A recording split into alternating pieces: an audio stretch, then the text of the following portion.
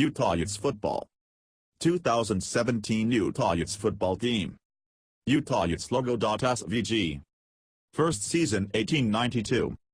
Athletic Director Chris Hill. Head Coach Kyle Whittingham. 13th season, 10650.679. Stadium Rice Eccles Stadium. Capacity, 45,807. Field surface field turf. Location Salt Lake City, Utah. NCAA Division I FBS. Conference Pac-12, since 2011. Division South, since 2011. Past conferences Independent, 1892-1909. WRMAC, 1910-1937. MSC, 1938-1961. WAC, 1962-1998. MWC, 1999-2010. All-time record 661-453-31.591. Bowl record 16-4.800. Conference titles 24. Division titles 1. Rivalries: BYU Cougars. Holy War. Utah State. Battle of the Brothers. Colorado Buffaloes. Rumble and the Rockies. Consensus All-Americans 5-1. Current uniform. Pac-12 uniform Utah.png.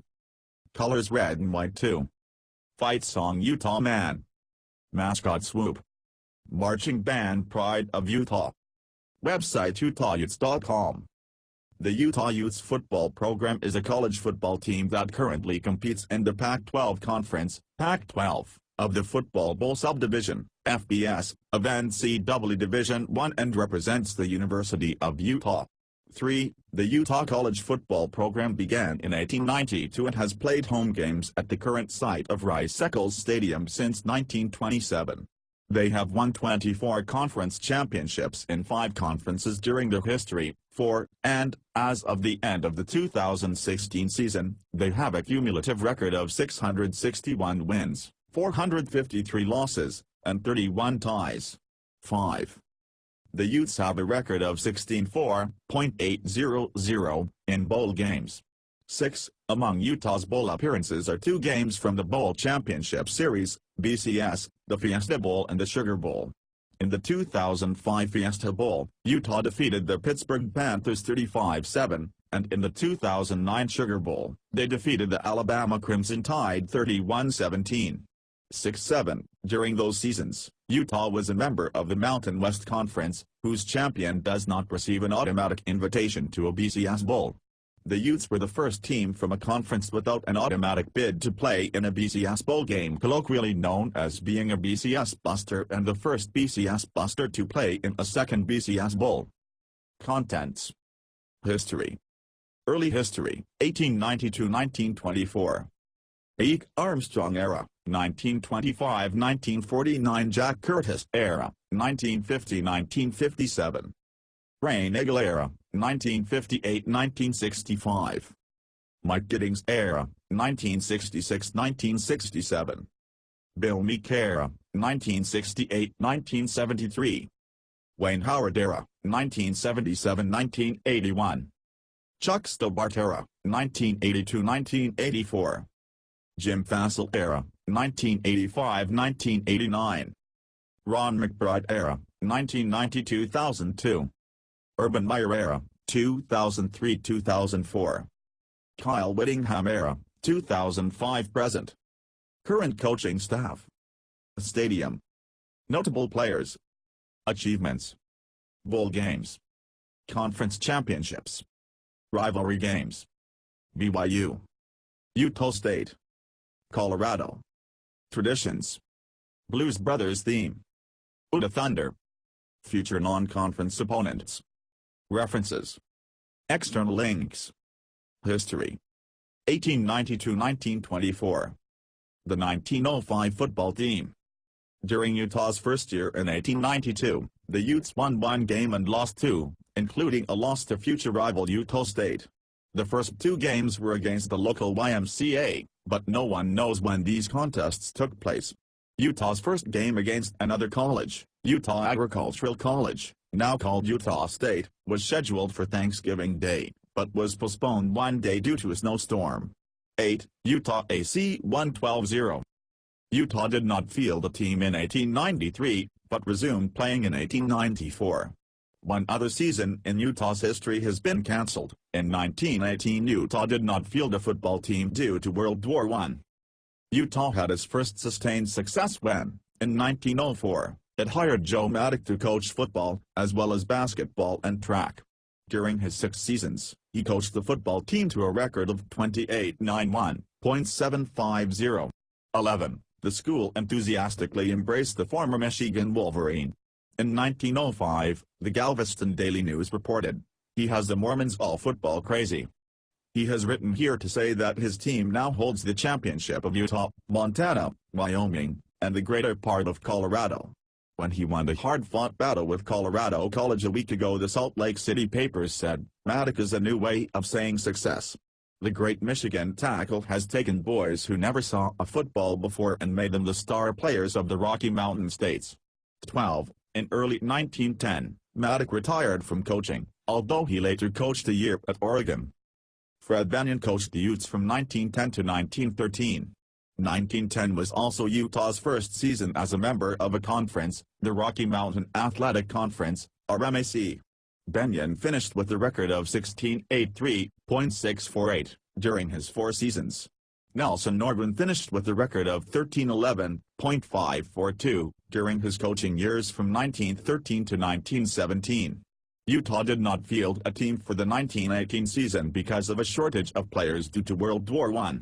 When play resumed in 1919, Thomas Fitzpatrick started his football coaching career. He continued as football coach until end of the 1924 season. His teams finished with a record of 23-73.570. Utah won their first conference championships in these early years, in 1922. Ike Armstrong era, 1925-1949. Ike Armstrong was originally hired to coach both the men's basketball team and the football team. While he lasted only 2 years as basketball coach, in football he amassed a record of 141-55-15.704 during his 25 years as head coach, which places him first among Utah head coaches for total wins. Under Armstrong, Utah won 13 conference championships, including 6 in a row from 1928 to 1933 in the Rocky Mountain Athletic Conference.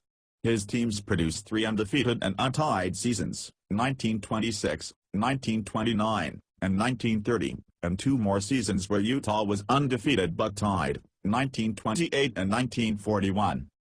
The 1930 team only allowed 20 points by the opposition all year, 2.5 points per game, but scored 340 points, 42.5 points per game. On offense, they averaged 463 yards a game that year, but were unable to find a postseason opponent.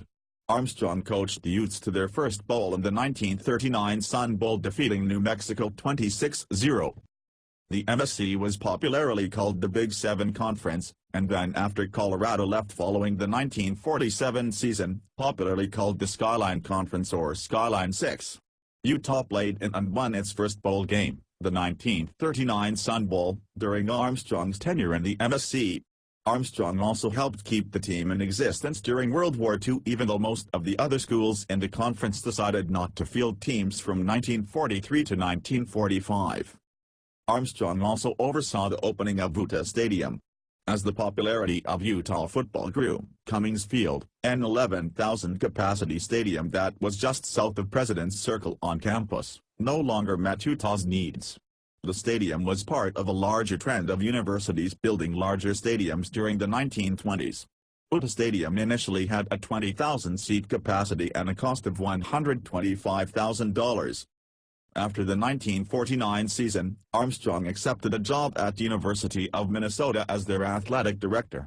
In 1957 Armstrong was inducted in the College Football Hall of Fame. Ike Armstrong was the 6th professional head coach of the Utah Utes football team. The Utes represent the University of Utah for intercollegiate football games. Armstrong compiled a record of 141-55-15.704 during his 25 years coaching at Utah. In the Mountain States Conference, MSC, Armstrong had a record of 67-32-10, 43-14-5 MSC, and won 6 conference championships. Jack Curtis era, 1950-1957. We operate on the theory of always threatening a pass with the possibility of a run. Most split-T teams threaten to run with the possibility of a pass. Football that way is not much fun. Cactus Jack Curtis on his offensive philosophy. Under Cactus Jack Curtis, head coach from 1950 to 1957, Utah enjoyed moderate success. During his 8 seasons as Utah head coach, the Utes compiled a record of 45-32-4.58011, and won 4 conference championships in the Skyline Conference. In contrast to his predecessor Ike Armstrong, Curtis focused his attention on offense and continually tinkered with his split-T offense. His teams are perhaps best known for popularizing the Utah pass, which is an overhand forward shovel pass of the ball. The play is commonly used today by teams which use a spread offense. Quarterback Lee Grosskopf caught the attention of the East Coast press when he and the Utes had a close 33-39 loss to top 10 program Army at West Point, New York. Grosskopf threw for 316 yards against the tough Army defense in an era where most teams seldom passed the ball. Despite losing, Curtis referred to the game as the time we beat Army. Rain Eagle era, 1958-1965. After Curtis left to coach Stanford, Rain Eagle took the helm. He coached for 8 seasons from 1958 to 1965 before leaving for Iowa. During his tenure, the Utes had a record of 42-39-1.518, and were co-conference champions of the Western Athletic Conference in 1964. As a reward, the Utes garnered an invitation to Atlantic City to play in the 1964 Liberty Bowl, which was the first major college football game held indoors. Utah dominated the game against West Virginia from start to finish and won by the score of 32-6. Utah finished the season ranked number 14 in the coaches' poll. Mike Giddings era, 1966-1967. Nagel's replacement, Mike Giddings posted a record of 912.429 during the 1966 and 1967 seasons before resigning. Giddings had previously been an assistant coach at USC under legendary head coach John McKay and brought with him hopes that the Utes football program would be turned around, but an inability to get recruiting going led to on-field issues that essentially prevented any chance of viable football success. Bill Meek era, 1968-1973. Bill Meek, coach from 1968 to 1973, failed to substantially improve the Utes, and they went 33-31.516 over his 6 seasons before he was fired. The Utes' best season under Meek was an 8-2 campaign in 1969. Meek, like his predecessor, Giddings, failed to get any sort of recruiting momentum, which resulted in subpar and mediocre team performances year in and year out.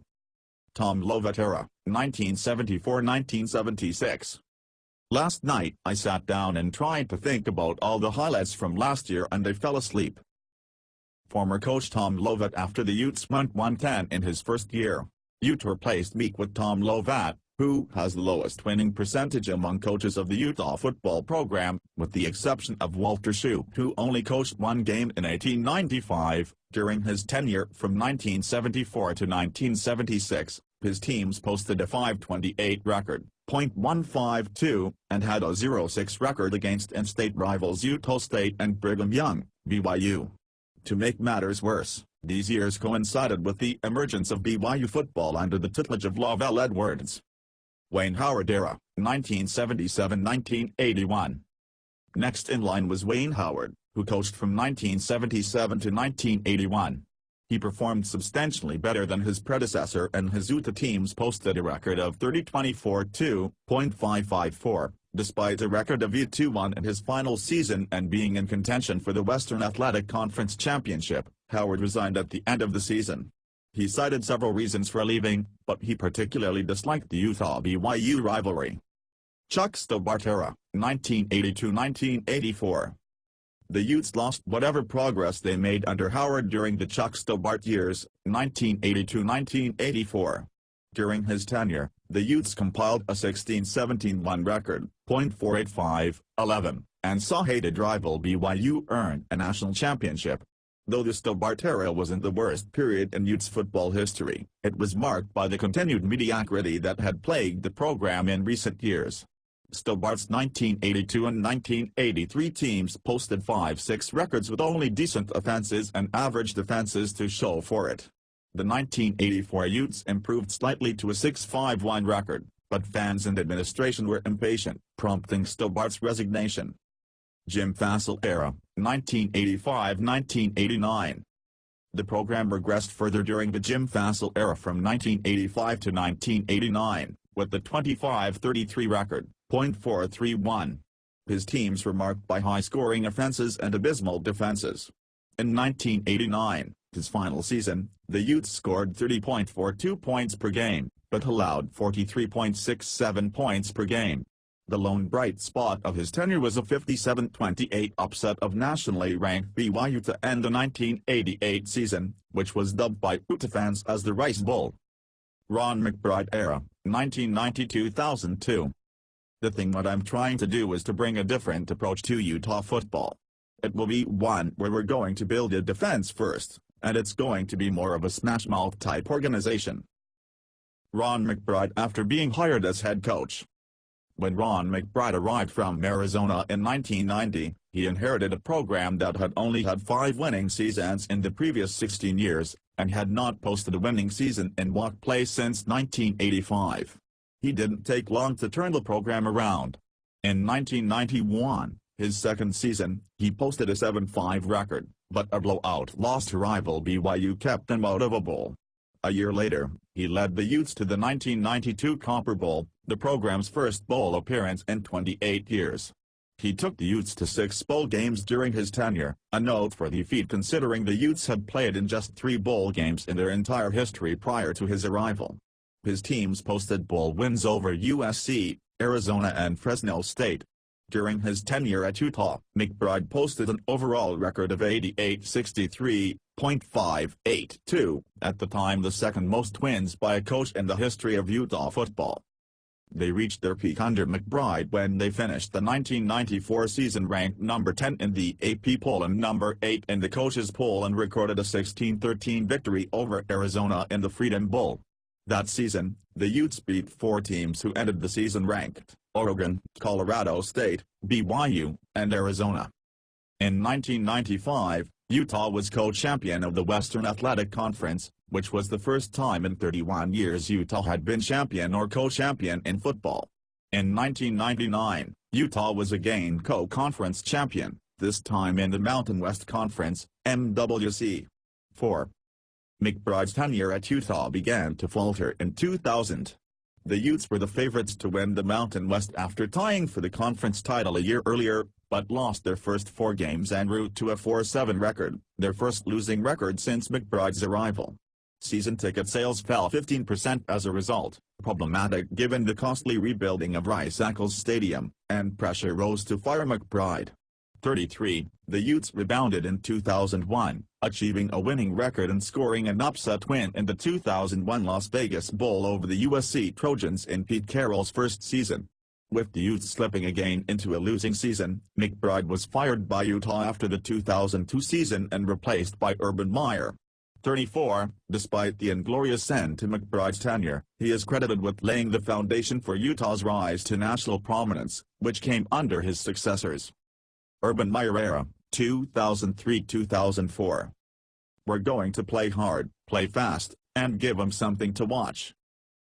Urban Meyer after becoming head coach. Urban Meyer left Bowling Green and joined Utah for the 2003 season. In his inaugural season, the Utes showed a knack for winning close games. He implemented the spread offense and with quarterback Alex Smith led Utah to a 10-2 record, an outright MWC championship, and a 17-0 victory in the Liberty Bowl over Southern Miss. They finished the season ranked number 21 in both major polls. He also earned honors as the Sporting News National Coach of the Year, the first Utes coach to do so. Utah fans carry the goalpost after the Utes completed a perfect regular season.